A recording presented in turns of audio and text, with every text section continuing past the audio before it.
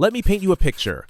London, 2012. A courtroom where a man named Keir Starmer, Britain's top public prosecutor, is defending the rights of Abu Qatada, a suspected terrorist the government desperately wants to deport. Starmer argues on human rights grounds. He wins. The deportation is blocked. Now cut to May 2025. The same Keir Starmer, now Prime Minister, stands at a podium in Downing Street, and he warns Britain risks becoming an island of strangers. He announces the harshest immigration crackdown in modern British history. Citizenship wait times doubled. Deportations ramped up. Human rights protections weakened. The images are brutal. Protesters outside his office holding signs reading "Starmer equals Powell," a reference to Enoch Powell's racist Rivers of Blood speech. Labour Party members ripping up their membership cards on camera. Human rights lawyers, CEP, his former colleagues calling him a betrayer. Here's the number that tells the story. When Starmer became Prime Minister in July 2024, his approval rating was 66%. 6 months later, 26%. That's the fastest collapse of any British Prime Minister in modern history. Faster than Liz Truss. Faster than Boris Johnson. Faster than anyone. Today, I'm breaking down how a human rights champion became the most hated man in Britain, why his own party is turning against him, and whether this is political survival or the death of Labour's soul. Because what's happening to Keir Starmer isn't just a political fall, it's a masterclass in how to destroy a landslide in 6 months. Let me take you back to understand just how shocking this transformation is. Keir Starmer wasn't some career politician who stumbled into power. He was Britain's most respected human rights lawyer. His resume reads like a progressive hero's journey. Top criminal defense barrister defending death penalty cases. Worked pro bono for defendants who couldn't afford representation. Director of Public Prosecutions, 2008 to 2013, Britain's top prosecutor, fought against the death penalty internationally. Defended asylum seekers and immigrants facing deportation. Literally defended Abu Qatada, a radical cleric accused of terrorism, on human rights grounds, and won. The legal community revered him. Human rights organizations trusted him. He was Mr. Human Rights. When he entered politics in 2015, Labour's left wing was skeptical. He seemed too establishment, too cautious. But he promised to uphold Labour values: compassion, justice, internationalism, and protecting the vulnerable. In 2020, he became Labour leader, with pledges to defend immigrant rights, protect the welfare state, and rebuild trust in progressive politics. The base believed him. Activists worked for him. They thought they were getting Britain's Obama, a progressive technocrat who'd restore decency after conservative chaos. They were wrong. The 4th of July, 2024. Labour wins in a historic landslide. 411 seats. The Conservatives collapse to just 121. Reform UK surges to 14% of the vote, but wins only 5 seats due to Britain's electoral system. Starmer walks into Downing Street with a mandate bigger than Tony Blair's 1,997 victory. The message was clear. Britain wanted change, an end to Tory chaos. No more Boris Johnson scandals, no more Liz Truss economic crashes, no more Rishi Sunak's weak leadership. People expected competence over drama, investment in the NHS, compassion on immigration, fairness for workers, a government that cared. What they got? Something nobody predicted. Within weeks, the cracks appeared. Starmer accepted over £107,000 in gifts, designer clothes, luxury glasses, Taylor Swift concert tickets, corporate football box seats. His wife received £20,000 worth of clothing from a Labour donor. Free Gear Keir became his nickname. The tabloids had a field day, but that was just the beginning. Here's where the story gets truly shocking. The immigration betrayal. October 2024. Starmer announces a new approach to immigration. Translation: adopt everything the far right wanted. Then came May 2025's Immigration White Paper, and it stunned Britain. Key policies. Citizenship pathway doubled. 5 years, 10 years minimum. English requirements tightened across all visa routes. Care worker visa abolished. 165,000 foreign care workers. 165,000 vacancies. Overseas recruitment banned. Student visas cut. Graduate route reduced. Dependents banned. Family reunion crushed. Higher income requirements, tougher proof standards. Deportation ramped up, presented as success metric. But the language was even worse. In his Downing Street speech, Starmer said Britain could become an island of strangers. He echoed Brexit's "Take Back Control" slogan. He said immigration had Everyone caused knows that incalculable slogan. damage. Historians immediately compared it to Enoch Powell's 1,968 Rivers of Blood speech, the most infamous anti-immigration rant in British history. A human rights lawyer using far-right rhetoric. Let that sink in. Why did he do this? One word: Reform UK. Nigel Farage's party was surging. Polling showed them leading in some surveys. Their membership overtook the Conservative Party.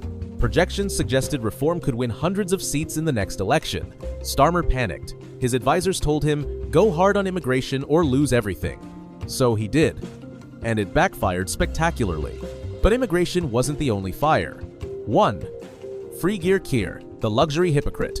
£107,145 in gifts since becoming Labour leader. £32,000 plus in designer clothes from Labour donor Wahid Ali. £20,000 plus in clothes for his wife. £4,000 Taylor Swift concert tickets. Arsenal football corporate box seats. Luxury glasses.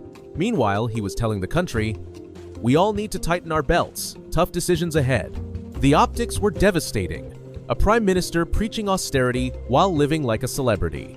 2. Winter fuel allowance cut, the killer decision.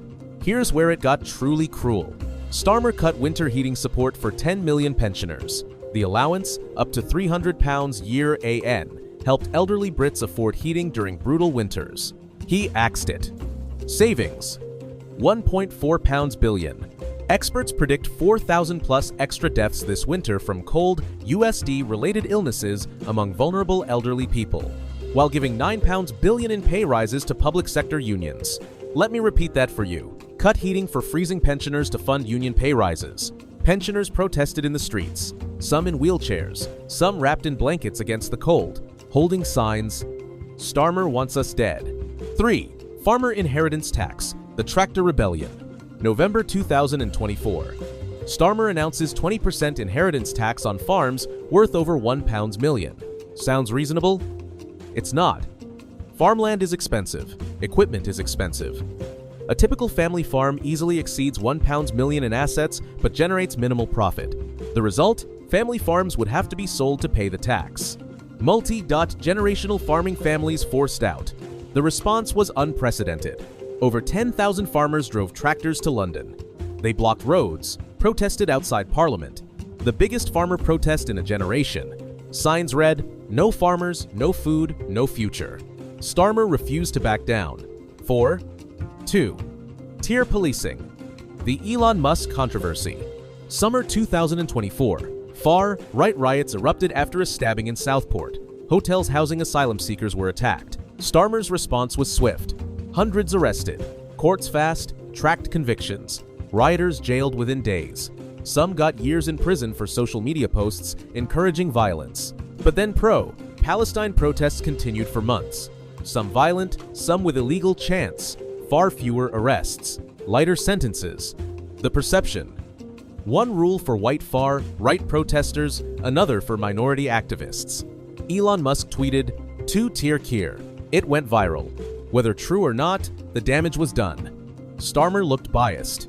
By winter 2024-25, Britain was in near constant protest. August 2024. Anti-immigration riots versus refugees welcome counter protests. Hundreds jailed. November 2024, farmers drive tractors to Westminster. 10,000 plus protesters. December 2024, pensioners protest winter fuel cuts in freezing weather. January 2025, labor activists storm party headquarters over immigration white paper. Human rights groups call it a betrayal. Ongoing, junior doctors still striking. Starmer hasn't resolved it after 6 months in office. Labour Party membership. Lost over 100,000 members in 6 months. Members publicly ripping up cards on social media. Not my Prime Minister trends regularly on British Twitter. Let me show you the numbers. July 2024 election. Starmer approval, 66%. January 2025. Starmer approval, 26%. That's a 40-point collapse in 6 months. For context, Boris Johnson's collapse took 2 years. Liz Truss's collapse was faster, but she resigned in 49 days. Starmer is on track to be more hated than Truss, but is staying in office. Meanwhile, Reform UK. polling at 25–30% nationally. Leading in some red wall seats, Labour just won. Membership now 270, 000 plus larger than Conservative Party. Nigel Farage is Britain's most popular politician among Leave voters. The verdict is clear. Starmer's strategy failed. He went hard, right to stop reform. Reform is still winning. Here's what I believe. Keir Starmer made a catastrophic miscalculation. He thought, if I adopt right-wing policies on immigration, I'll neutralize Reform UK and keep my Labour base because they have nowhere else to go. The reality? The left abandoned him. 100,000 plus members quit. Activists won't campaign for him. Young voters feel betrayed. The right doesn't trust him. He's a human rights lawyer pretending to be tough. Vote for the real thing, Reform UK. Nobody believes him anymore.